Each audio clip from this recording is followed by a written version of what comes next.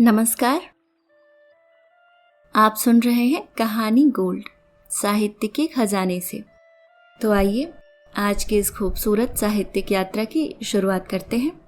दोस्तों, आज जिस लेखिका की कहानी मैं आपको सुनाने जा रही हूँ वे एक बहुमुखी प्रतिभा की धनी है। वे सिंधी के साथ साथ हिंदी और अंग्रेजी में भी समान अधिकार से लिखती हैं। उन्होंने कई रचनाओं का परस्पर अनुवाद किया है, विशेषकर सिंधी से हिंदी में। तो आइए आनंद लेते हैं कहानी का। कहानी का शीर्षक है कच्चे पक्के रिश्तों के रेशे। मैं नहीं जानती थी कि वह मेरे दिल की दुनिया में बिना दस्तक दिए कब आ बसा, जिसका मुझे पता चलकर भी नहीं चला।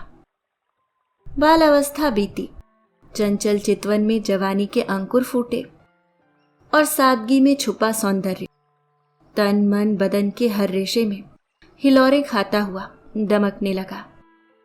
जानती हूं मेरी दुनिया में इसके हस्तक्षेप का ज्यादा मतलब नहीं।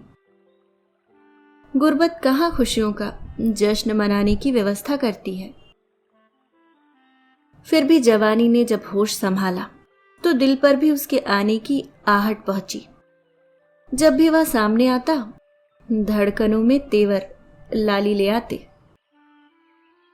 एक दिन बाबा को बाग में नए पौधों के बीज बोने में मदद कर रही थी तो वह भागता हुआ आया। माली काका, मैं भी आपकी मदद करूंगा जैसे यह कर रही है। अरे नहीं छोटे माली, आप मिट्टी में हाथ मत डालें, कपड़े खराब हो जाएंगे, कंकर हाथों को छील देंगे, बेकार में ही बड़े साहब नाराज हो जाएंगे।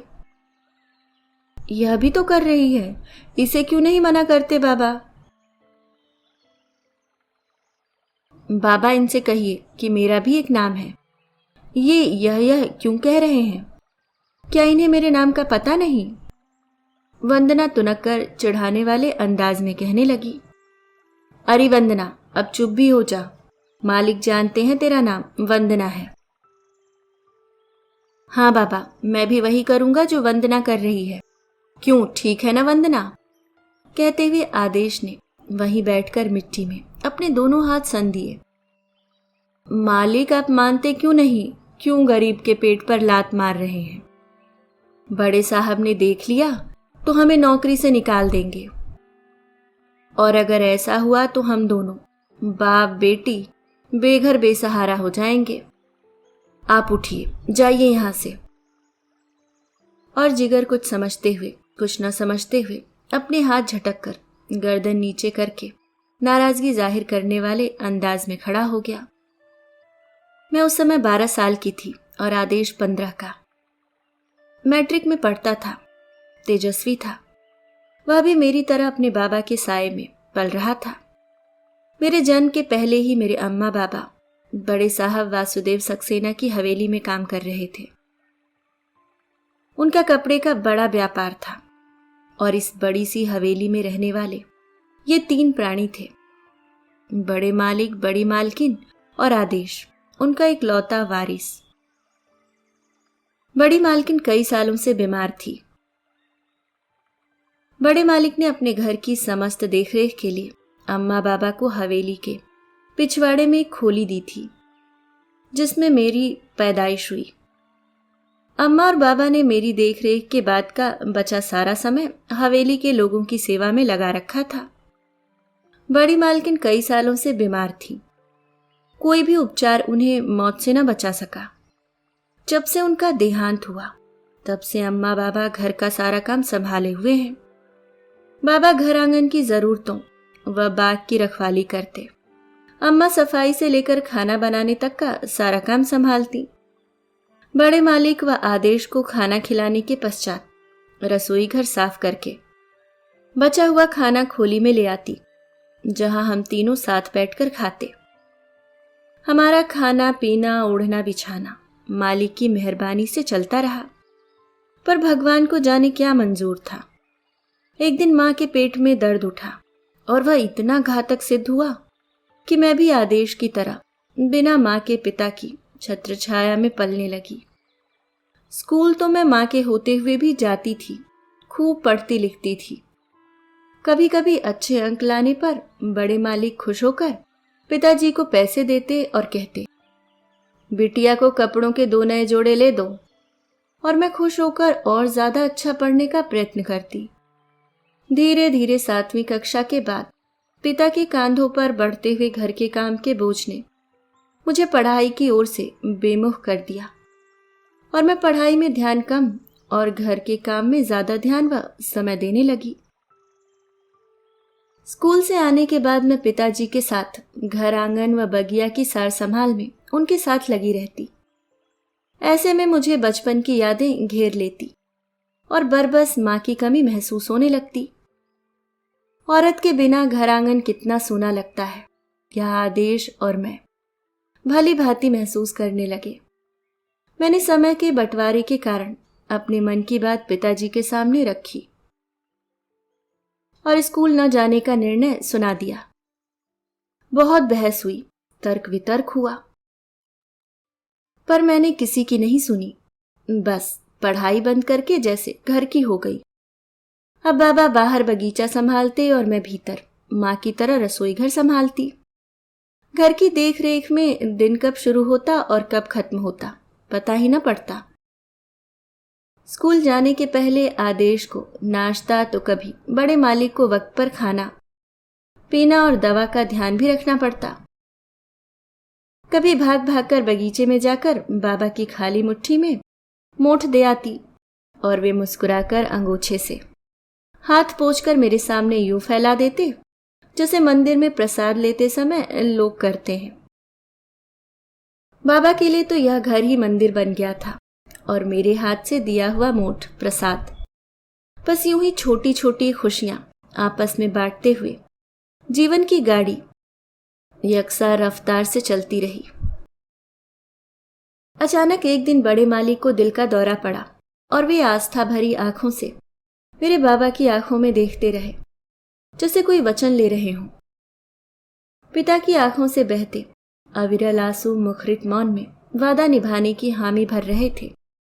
मैंने और आदेश ने वहीं खड़े खड़े नजरों का नजरों से कुछ देते हुए कुछ लेते हुए वादों का सिलसिला देखा और यह भी देखा कि दोनों के हाथ एक दूसरे के हाथ को सहला रहे थे, थपथपा रहे थे। और देखते ही देखते बड़े मालिक का शिथिल हाथ पिताजी के हाथ में ठहराव पाने लगा। जाने वाले चले जाते हैं अपने प्रियजन को आंसुओं के सैलाब में छोड़कर। यह विधि का विधान है जिस पर किसी का बस नहीं चलता। ऐसे निस्वार्थ अच्छे लोगों की महत्वता हमारे जीवन में बहुत जरूरी है। उनकी अच्छाई दिखाई नहीं देती, पर वे धड़कनों की तरह हमारे जीवन को संचालित करते हैं।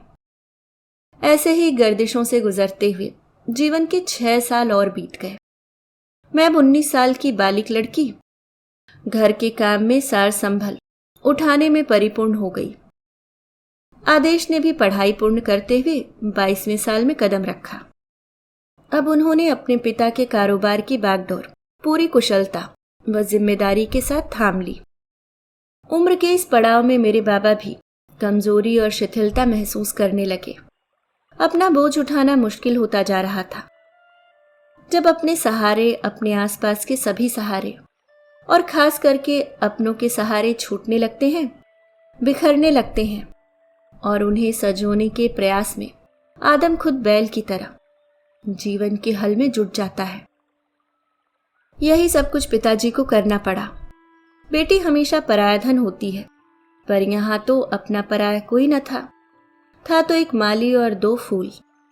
सच्चाई सामने साफ जाहिर थी, जिससे मुंह भी नहीं मोड़ा जा सकता था। एक रात उन्होंने आदेश को अपने पिछवाड़े वाले रहवास में बुला लिया और आंखों में आशा लिए उसके सामने अपनी इच्छा को रखते हुए विनम्रता से कहा, छोटे मालिक, अब इस भरी दुनिया में न आपका कोई है न वंदना का। मेरी इच्छा है कि अब तुम वंदना का आधार बनो और उसे अपनी सहभागी बना लो, ताकि मैं इस बंधन की मजबूत गांठ को अपने कमजोर हाथों से आशीर्वाद दे सकूं। ऐसा कहते हुए उन्होंने आदेश का हाथ थामते हुए मेरा हाथ उन हाथों में सौंपा। आदेश ने झुककर अपने माली काका के चरण स्पर्श किए और आंखों में अश्रु लिए कहा, बाबा, आज आपने अपनी सेवा का अंतिम चरण भी खूबसूरती से निभाया है। हम दोनों को मिलाकर हमें बेसहारा होने से बचा लिया। आपके आशीर्वाद से हम गृहस्थ आश्रम में प्रवेश करके अपना हर धर्म और कर्म निभाएंगे। बस फिर क्या था। 2 दिन बाद हवेली दुल्हन की तरह सजी। रोशन वातावरण में आदेश के कुछ नजदीकी रिश्तेदार व व्यापारी मंडल के जाने माने हस्ताक्षर लोग उस जश्न के गवाह बने। पंडित के मंत्र उच्चारण और फूलमालाओं के आदान प्रदान से 2 दिल मिलकर एक हुए।